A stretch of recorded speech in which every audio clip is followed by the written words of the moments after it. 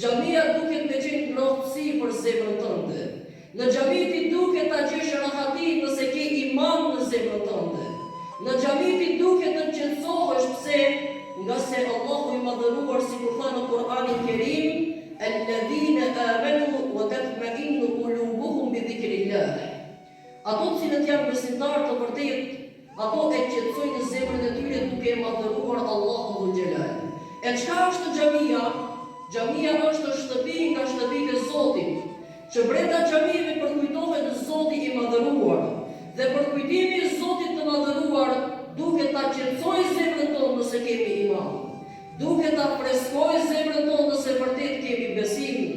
Prandaj xhamia është shtëpi nga shtëpitë e Allahut të madhëruar, dhe brenda tyre pranohen vetëm ato vepra çka me to arrihet kënaqësia e Zotit xhel xhelalu ve xhel shanu. O vëllezër, xhamia nuk është shtëpi e zhurmave, xhamia nuk është shtëpi e bisedave, xhamia nuk është shtëpi e bisedave të panevojshme. Një bisedë të cilën prej punave mund ta bësh jashtë, mos e bëj në xhami. Nëse me të vërtetë ke një bisedë të rëndësishme dhe është urgjente, nuk ka problem. Mirë po, jo bisedë për të kaluar kohën dhe llafet për diçme çka i bëjmë, ato t'i bëjmë pastaj kur jemi në xhami.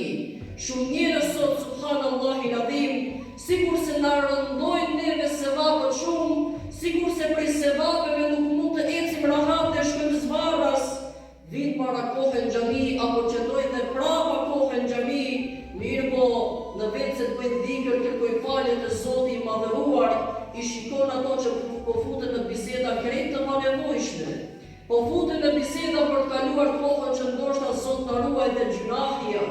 Nga se përgojimi në to, thashe themët në to, bartja e fjalëve brenda tyre, e që janë haram edhe në rrugë, e të mos flasim pastaj çfarë harami nuk jenë në xhami.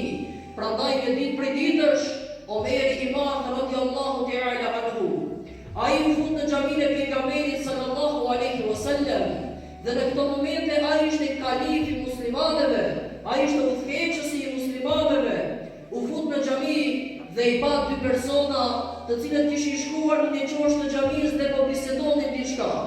Mirë po zëri i tyre dëgjohej dhe e prishte qetësim brenda në xhami. E Omeri për shkak se ishte koha e namazit, ai nuk reagoi asgjë. Ai e fali namazin, pas përfundimit të namazit tha, ku janë ato dy persona?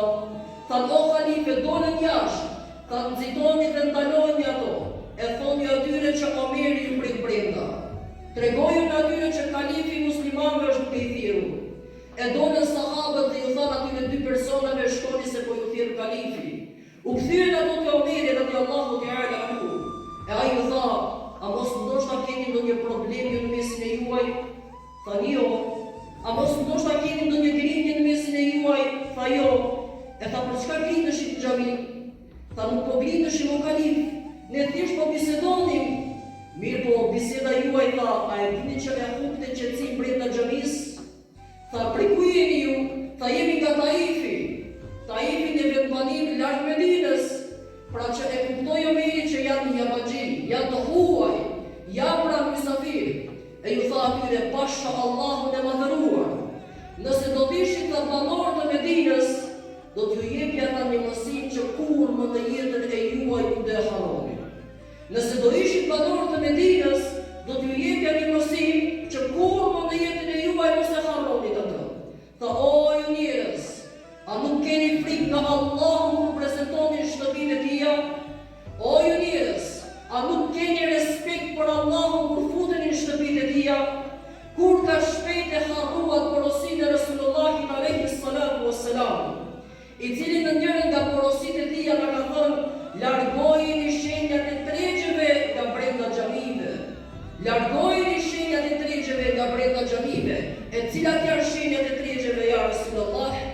Bisedat e panevojshme, bisedat e zhurmshme, është shenjë tregu të ketë zhurmë brenda, sepse aty bisedojnë të gjithë ato të cilët kanë nxjerrur mallin dhe dëshirojnë ta shesin, çdo kush i ofron ofertat e veta për mallin e tij.